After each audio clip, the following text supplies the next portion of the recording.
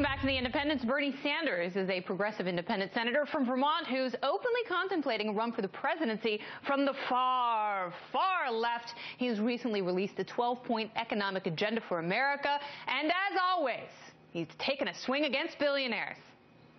The question of our time is whether or not we are prepared to take on the enormous economic and political power of the billionaire class, or do we continue to slide into economic and political oligarchy? Oligarchy. It's one of my favorite restaurants here in New York. Bernie Sanders, independent Vermont senator, joins us now from the Capitol. Welcome back, Senator. Great to be with you, Kennedy. Wonderful to have you here. I read through your 12-point plan, and I have to say I love your idealism. There's a lot of stuff in here that I truly adore.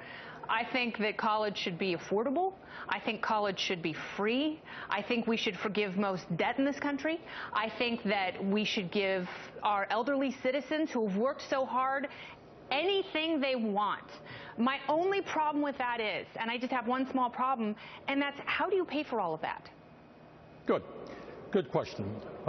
Look, Kennedy, the burning issue of our time is the reality is that for the last 40 years, the middle class of this country has been disappearing, and we have more people living in poverty than at almost any time in the history of America, while, Kennedy, the people on top in large corporations are doing phenomenally well, and we have more income and wealth inequality than any major country on earth. So to answer your question, how do we do the things that we have to do? Rebuild our crumbling infrastructure, create millions of jobs, make college affordable, raise the minimum wage, etc. The way you do it is say to the wealthy and very, very large corporations, 1 out of 4 of which are paying nothing in federal taxes. Sorry, this country belongs to all of the people. You guys can't get it all. Kennedy, today the top 1% is receiving 95% of all new income, while millions of workers are working longer hours for low wages. That's absurd. That's not what America should be about.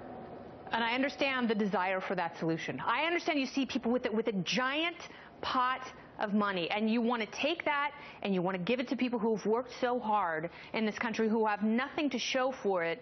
The problem is the idea of a zero-sum game like that was disproved in the 17th century, and that's not the way basic economics works. You know that you're going into a Republican-controlled Senate in January. The House is already controlled by Republicans, and your list of demands includes $1 trillion for infrastructure. It's unrealistic. Is this 12-point plan more a way for you to establish your presidential primary platform? Kennedy, let me be very honest. You started the program by saying this was a far, far left agenda. It really is not.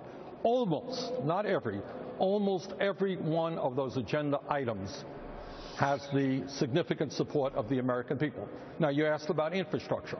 If over a period of years, not in 1 year, you invest $1 trillion in rebuilding our roads, bridges, rail, water systems, etc., $1 trillion will create 13 million jobs, make our country more efficient and productive. And you know what? The American people support that concept. They love the idea of putting people to work. They absolutely do. It is a great concept. Unfortunately, if you've ever remodeled your house, you know how much can go wrong, and things go drastically over budget. And oftentimes with these programs, we're promised millions of jobs, as we were with healthcare, as we have been in California with our cap-and-trade energy programs, and those things have not come to fruition at all. And so why should we take $1 trillion, which is essentially a budget for an entire year for the United States, and entrust it where it might get bloated double over and completely sink us?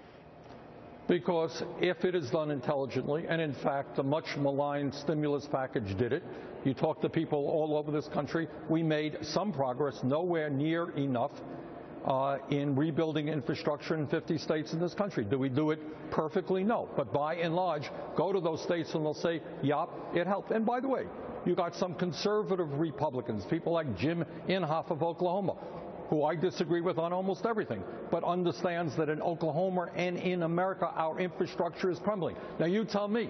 I'm a former mayor. I know something about this. How do you rebuild How do you rebuild an infrastructure if you don't invest?